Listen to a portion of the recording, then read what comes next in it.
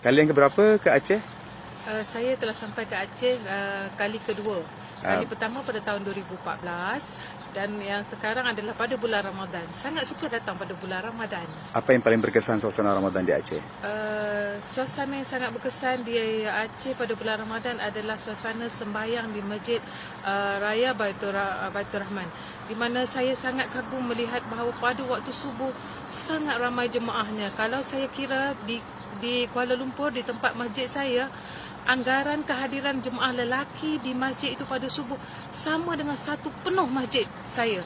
Sampai saya tulis dalam Facebook, dalam saya punya Facebook Jalila Abdullah, saya mengatakan bahawa suasana subuh di masjid ini umpama semayang tarawih di masjid di hadapan rumah saya.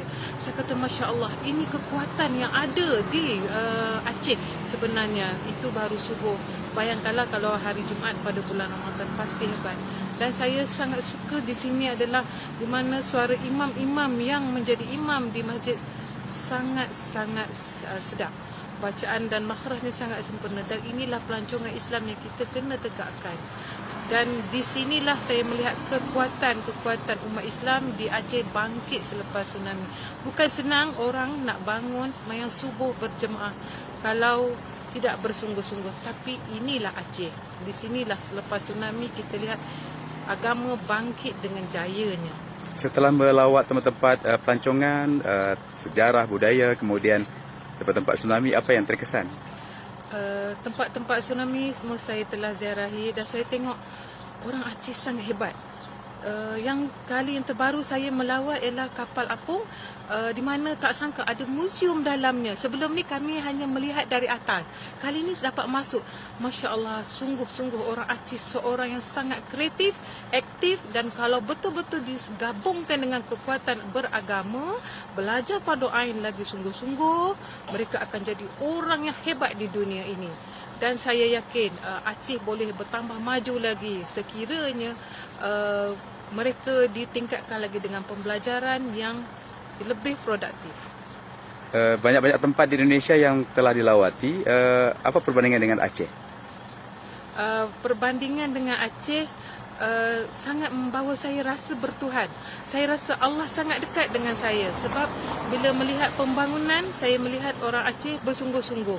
Bila melihat kepada ibadah, orang Aceh pun nampak bersungguh-sungguh. Dan dari segi perniagaan pun mereka bersungguh-sungguh.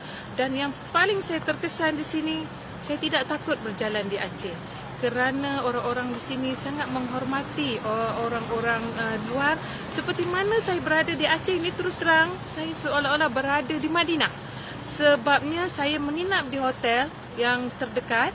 Saya boleh jalan kaki pergi subuh, saya boleh bertahajud dengan sangat damai. Sesungguhnya Aceh memang sangat dekat di hati dan saya berjanji akan bawa ahli keluarga saya datang, kawan-kawan, dan juga saya sentiasa memberitahu mereka datanglah ke Aceh kerana kalau nak mencari keimanan, nak cari Tuhan, nak rasa bagaimana orang susah tapi mereka sangat bekerja keras, berjimat cermat dan tidak ada pembaziran dalam makan pada bulan Ramadan, datanglah ke Aceh. Sungguhnya saya melihat juga pondok-pondok tahfiz, serasa macam Masya Allah, mereka ada majlis-majlis zikir sebelum berbuka, sangat mendekatkan diri dengan Tuhan sejam sebelum berbuka. Sedangkan ini selalunya orang akan lalai banyak masa sibuk dengan menghadap juadah. Tapi di pondok-pondok ini mereka berzikir sebelum berbuka. Inilah yang kita kena terapkan dan inilah kita kena bawa pelancongan di Aceh, di mana kita bawa orang datang melawat ke madrasah-madrasah, dayah-dayah, kita lihat amalan anak-anak di sana dengan tuan-tuan gurunya. Dan sesungguhnya pada waktu itu Allah menyebut doa sangat makbul. Maka sebelum berbuka kita digalakkan berdoa, berzikir banyak-banyak. Dan inilah yang saya dapat rasai di sini. Dan terlalu sedih nak tinggalkan Aceh walaupun saya baru 5 hari 4 malam di sini. Sangat merasakan Aceh adalah sebahagian daripada kehidupan saya dan saya akan datang lagi ke sini. Terakhir, boleh perkenalkan diri? Nama saya Puan Hajah Jalila binti Haji Abdullah.